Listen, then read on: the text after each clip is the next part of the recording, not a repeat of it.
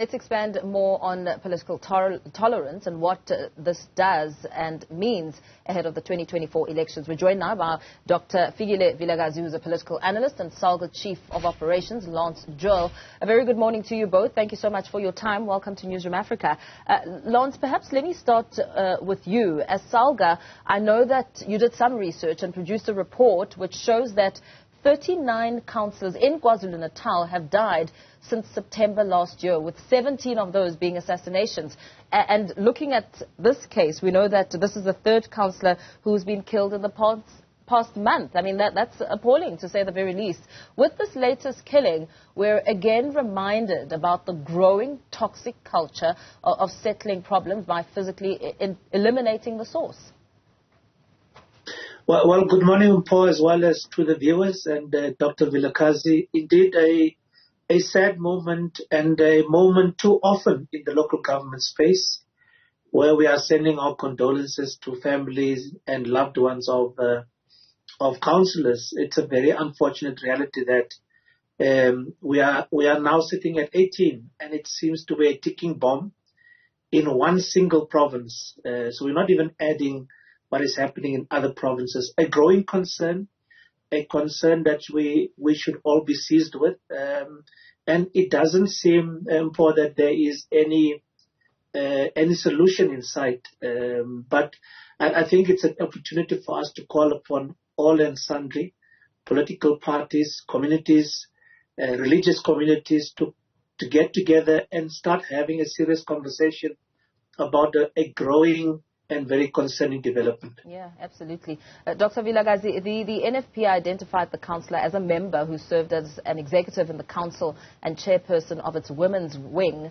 What does such an attack reignite about the political climate in KZN? I mean, also looking at ahead of elections next year, and also the province's history of political violence in the area with the politicians, I mean, accustomed to killings.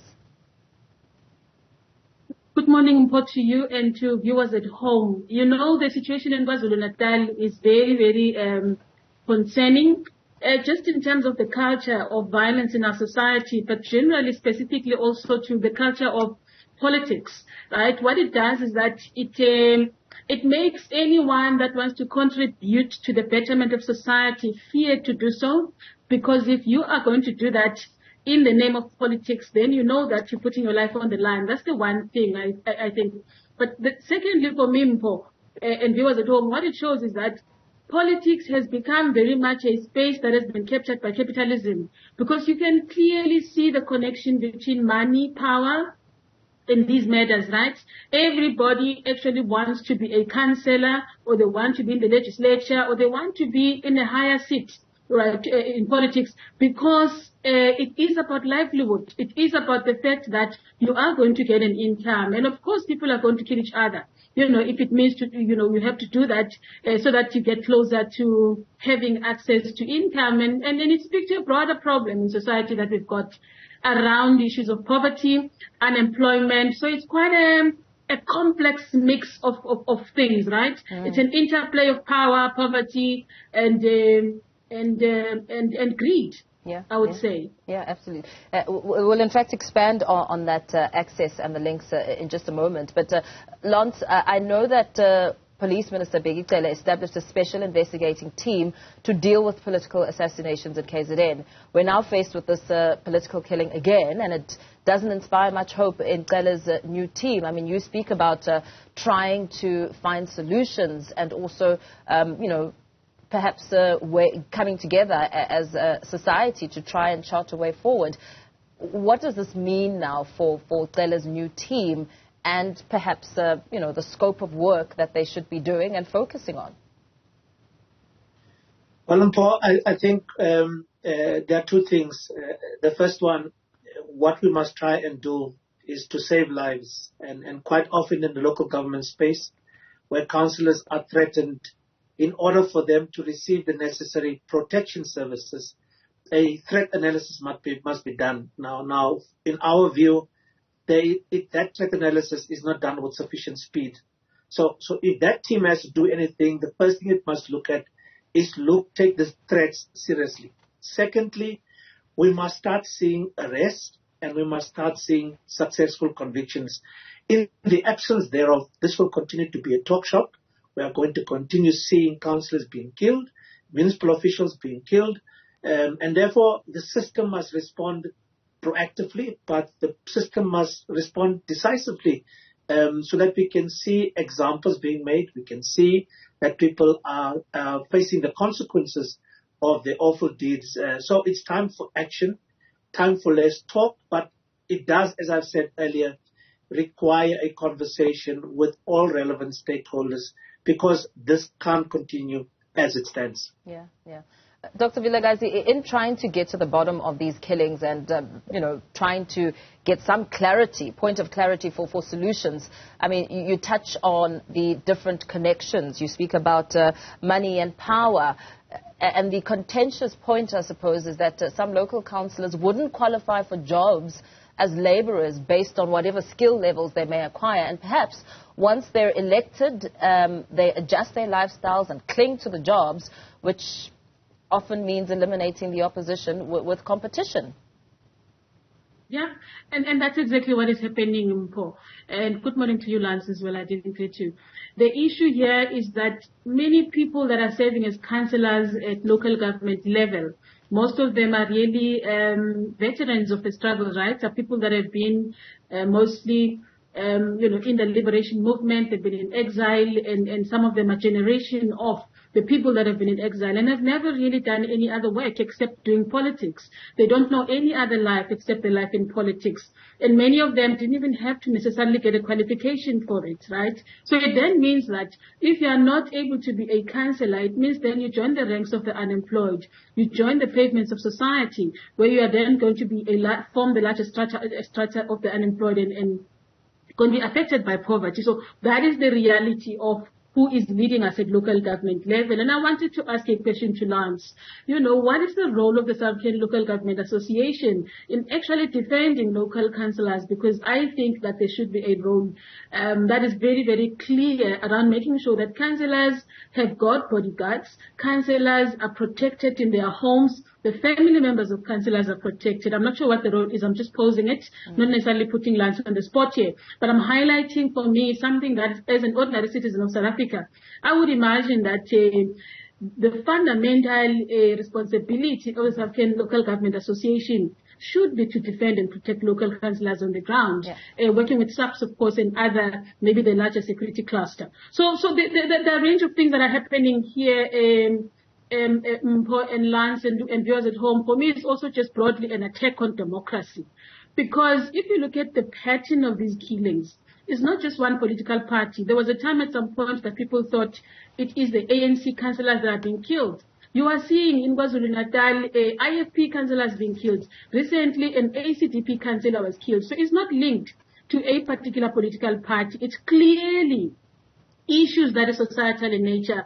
It's an issue really that I've indicated already that requires all of us to come together and say, what is it that is happening at local government level? And it's a question of skill as well. It's a question of human resources in South Africa. Our human resource policy as a nation generally, I think, is in trouble, right? We don't have a very clearly defined path when you're talking about career pathing for citizens in the country generally to create employment, let alone in politics. So people don't have options. They don't have ability to dream and imagine, what else can I do if I have to leave the world of politics? And in that process, we are generating a cadre of violence, that is saying, I'm going to shift you. Whatever it takes, I need to occupy the seat. And my only way, because I don't have any other exit point, would be then to assassinate you. And that is what we are seeing. Lastly, from my side, I think the question of izinkadi in KwaZulu-Natal is something that we know has been in existence for generations in that province. And no one is doing anything to actually crack down the culture of izinkadi in KwaZulu-Natal. We know that it is an organized syndicate for murder. People are being employed to be assassins, right? In the name of being Inkadi. Why is it that the Minister of Police is not really cracking down on the structure, organized thing that is called Izinkadi? Izinkadi are speaking openly in our television. Izinkadi are operating openly as an employer and you have employees who are speaking openly about the fact that their job is just to kill, right? Yeah. So why is it that is being enabled to happen in our society? And Izinkabi have infiltrated the sphere of politics. So I am saying to Honorable Minister Fikile, in the social security cluster of the country, look into this thing that we call Izinkabi, because people who are killing councillors on the ground are clearly, in my view, linked to Izinkabi. And I think that this is something that we need to investigate. Yeah. This is something that we need to make sure that is being attended to. Otherwise, these killings are not going to end in KwaZulu-Natal. Yeah. Dr. Vilakazi, as you speak about Izinkabi, some critics have actually argued that while it's tempting to blame the violence on a grand corruption program, in other words, to see the culture of corruption as something that starts at the top and filters down, we should consider a different perspective, one suggesting that corruption also percolates from the bottom up, which really ties in with your thoughts around Izinkabi. Perhaps, Lance, just in closing, speaking about the role and the focus points that Dr. Vilakazi was speaking to, your response to that? Well, Paul, as a representative voice of municipalities, we have certainly taken up this issue at different levels. And some examples of that is last year in September, we interacted extensively with the Minister of Police when we had a gathering of mayors in East London.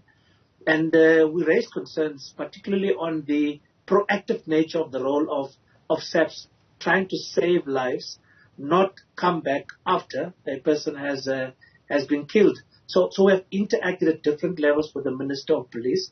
Secondly, we have elevated this level to the level of Parliament, that even in Parliament in November last year, upon our call, there was a debate around the killing of councillors and municipal officials. And then lastly, the issue of protection to councillors themselves. We have raised this matter quite aggressively with the Minister of Cooperative Governance and Traditional Affairs, herself having been a councillor, having walked this path, understanding what councillors are going through. We have made a call for us to be more proactive in dealing with this particular difficulty. So a number of things we have done, continue to do so, continue to raise our concerns on this matter, and we will continue to do so. But it is difficult in the circumstances where there is a non-response to the issues that we are raising, or a delayed response to the issues that we are raising. So it's a matter that continues to concern us, worries us, and we are really hoping that we are not going to find ourselves, as we suspect we will, by not being able to attract the right people to local government, because they would not want to come to a space where their lives are threatened. And the same applies at both political and at administrative level. Yeah, very well. Thank you so much. We are unfortunately going to have to leave it there for now, but thanking you both for weighing in on the discussion. Salga Chief of Operations Lance Joel, as well as Dr. Fikile Vilakazi, who is a political analyst, really just talking and expanding on political killings in KZN.